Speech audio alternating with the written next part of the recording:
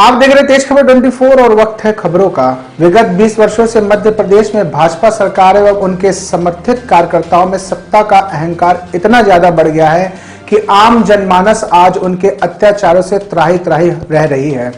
बढ़ती महंगाई, बेरोजगारी और परत दर परत दिन प्रतिदिन खुलते घोटालों से मध्य प्रदेश की जनता परेशान तो थी ही, सरकारी संरक्षण प्राप्त कारिंदों के अत्याचारों ने तो अब जनमानस के स्वाभिमान को भी कुचलना शुरू कर दिया है। एक और जहां सीधी पेशाब कांड ने भाजपा का असली चरित्र और चेहरा उजागर किया है, वहीं सिरमौर क्षेत्र की नीवा पंचायत में कोल समाज के सरपंच पर प्राणघातक हमला और सरकारी व्यवस्था की पोल खोलकर रख दिया है। यह बातें आज पत्रकार वार्ता के दौरान जिला पंचायत रीवा वार्ड क्रमांक 2 की सदस्य पूर्णिमा तिवारी ने कही। पत्रकारों से चर्चा करते हुए उन्होंने कहा कि पग पग पर फलता फूलता भ्रष्टाचार जनता के लिए नासुर बन गया है। आज पढ़े लिखे नौजवान रोजगार की तलाश में दर दर भटक रहे हैं। जब कभी सरकारी भर्ती निकलती है तो सरकार ने उसे भ्रष्टाचार की भेंट चढ़ा दिया। युवा बेरोजगार है, जनता हताश है और आज संपूर्ण प्रदेश की जनता इनको जड़ से उखाड़ फेंकने के लिए कृत संकल्पित है। आगामी दिसंबर में होने वाले चुनाव में मध्य प्रदेश की जनता कांग्रेस की सरकार को पूर्ण बहुमत से चुनेगी। इन परिस्थितियों में जो हम देख रहे हैं कि भारतीय जनता पार्टी के राज में भ्रष्टाचार, कुशासन, बेरोजगारी, महंगाई, मतलब ऐसी कोई भी समस्याएं नहीं है जनमानस जिससे एक एक व्यक्ति प्रभावित नहीं है। हर व्यक्ति इन समस्याओं से प्रभावित है कहीं ना कहीं। और बात करें सिरमौर विधानसभा की, तो हमने अपने जो मांग पत्र है उसमें बिंदुवार एक एक चीज़ उसमें दर्शाई है कि जो हमारे क्षेत्र की समस्याएं हैं। सबसे पहले तो हमारा जो क्षेत्र है सिरमौर विधानसभा, उसमें जवा विकास खंड आता है। तो जवा विकास खंड आज से जब 18 वर्ष पहले कांग्रेस का शासन हुआ करता था, उस समय भी लोगों ने वहाँ पर नगर परिषद की मांग की थी और उसका प्रस्ताव भी भेजा गया था। लेकिन किन्हीं कारणों से जवा नगर परिषद आज तक बन नहीं पाई है और उसके लिए पूरी तरह से मैं मानती हूँ कि जो भी हमारे क्षेत्रीय विधायक रहे हैं आज तक, उन्होंने उसके लिए कोई काम नहीं करा। और यह सबसे बड़ा मुख्य मुद्दा इसलिए है क्योंकि पूरे तराई अंचल के लोगों का आवागमन या उनका जो भी काम होता है वो जवा से ही होता है। जवा जनपद भी है, एसडीएम के भी बैठने की व्यवस्था वहीं है, लेकिन एसडीएम साहब वहाँ पर हफ्ते में सिर्फ एक दिन बैठते हैं। उनका कार्यालय सिर्फ एक तहसीलदार के यहाँ आके या तो जनपद में अपना कार्यालय चलाते हैं।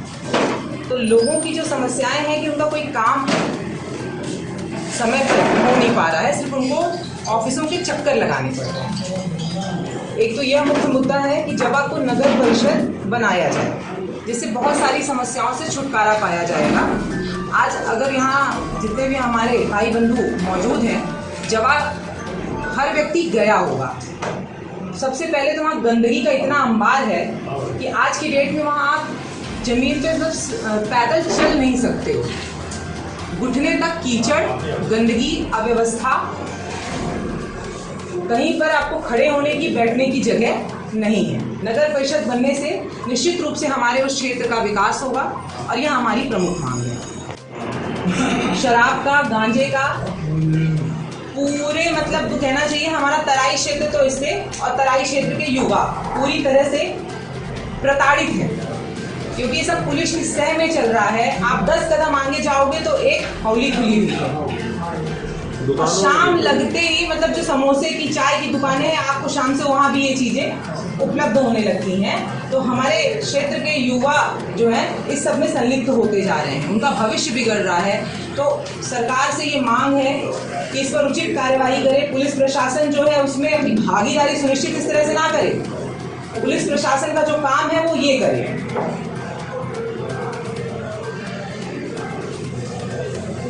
और सबसे ज्यादा बढ़ते हुए जो अपराध हैं पूरे क्षेत्र में, अभी जवा की मैं घटना बता दूं, शाम को सोनी जी जा रहे थे तो उनको दुकान बंद करके वो जा रहे थे और जो सितलाहा जवा को जोड़ने वाला पुल है उसमें उनके साथ लूटपाट हो गई। नहीं, अपहरण एक और व्यक्ति का किया अभी एक हफ्ते पहले, बैंक वाले को मारे एक हफ्ते पहले। हाँ, उसके साथ मारपीट हुई और सब कुछ जवा थाना के अगल बगल हो रहा है सब कुछ।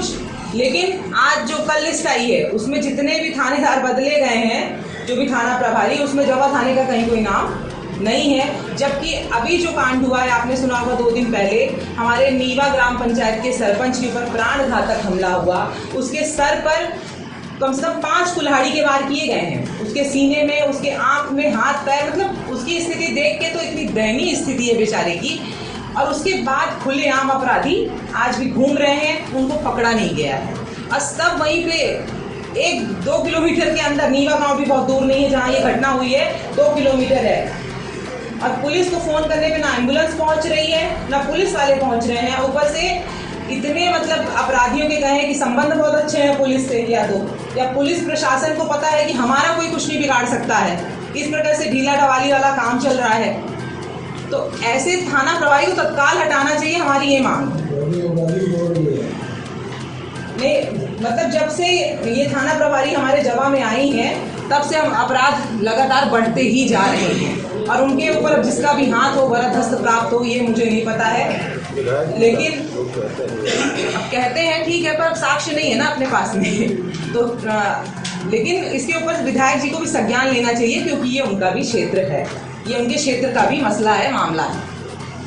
ये है कि नायब तहसीलदार वहाँ बैठे, उनका कार्यालय वहीं पर संचालित हो। पहले था, अब इस समय जब क्योंकि दौरा के नाम से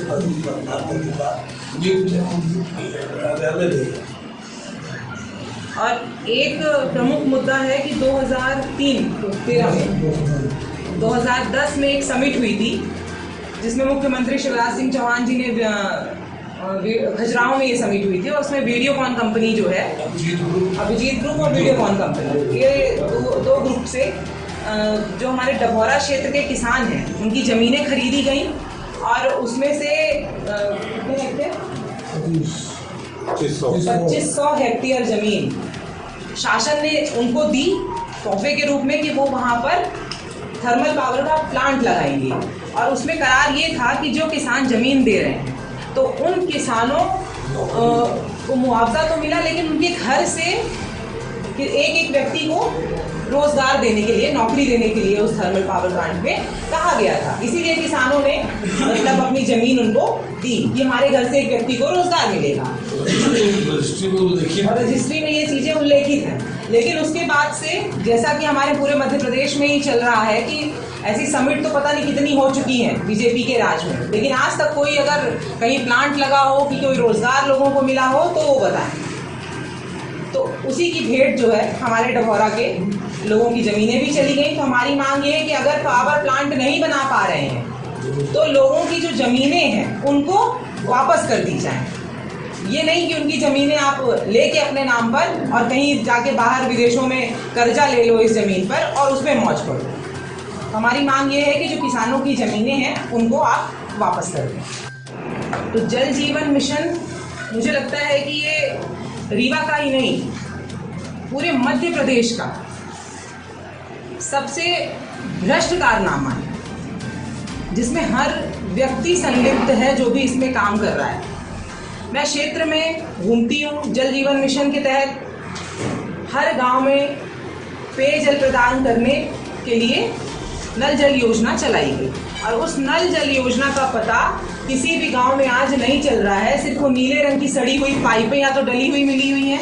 मैं उसके आपको साक्ष्य भी दिखाऊंगी, मैं आपको उनके फोटोग्राफ्स भी दिखाऊंगी कि मैं जो जैसे हम जिला पंचायत में हैं तो जिला पंचायत में हम लोगों को जब मांगते हैं कि भैया क्या काम चल रहा है किस क्षेत्र में, तो जो हम लोगों को विभाग द्वारा जानकारी दी जाती है उसमें लिखा हुआ है कि इस गांव में फला गांव में ये पूर्ण है, फला गांव में ये पूर्ण है, यहाँ 90% काम है, यहाँ 40% काम है। और जब जाकर मौके पर उस चीज़ को हम लोगों ने देखा, एक एक गांव को देखा, लेकिन जहाँ पे पूर्ण लिखा है, ज़्यादातर नल जल योजनाएं पूर्ण हो चुकी हैं। वो पूर्ण का मतलब क्या है? पाइप से फेंक देना क्या कार्य पूर्ण होना होता है?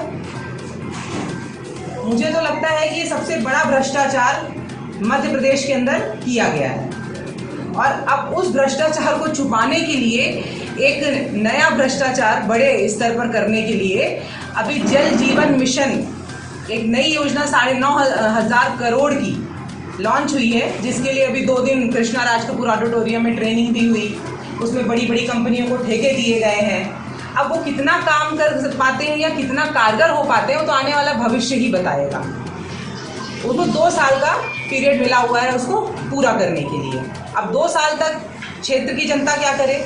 या तो पानी भी ना मरे, नए हैंडपंप पे आपने रोक लगा रखी है, या जो भी हमारे क्षेत्र के जनप्रतिनिधि हैं उनके कहने पर आप हैंडपंप किसी के घर में लगाओगे या कहीं पे लगाओगे, और जिनकी पहुंच नहीं है आप तक तो क्या वो प्यासे मरेंगे, वो मोहल्ले वाले, वो टोले वाले?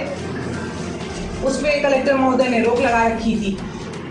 तो गर्मी तो बीत गई, अब आ गई बरसात, लेकिन अगली गर्मी के लिए भी कोई तैयारी नहीं है, क्योंकि ये जो टमस परियोजना, आपकी करेला जल समूह और एक और है बाणसागर, तो ये 3 जो परियोजनाएं यहाँ पर लॉन्च की गई हैं, तो उसमें से लोगों को कितना लाभ मिल पाता है ये आने वाला समय बताएगा। लेकिन हमारी मांग ये है कि त्वरित के लिए जो लोगों को नल जल योजना से जोड़ने के लिए काम किया गया था उसकी भ्रष्टाचार की जांच हो और दोषियों को सजा दी जाए, साथ ही उनसे रिकवरी निकाली जाए और जो गांव इससे लाभान्वित होने वाले थे उनके लिए सुविधा मुहैया कराई जाए।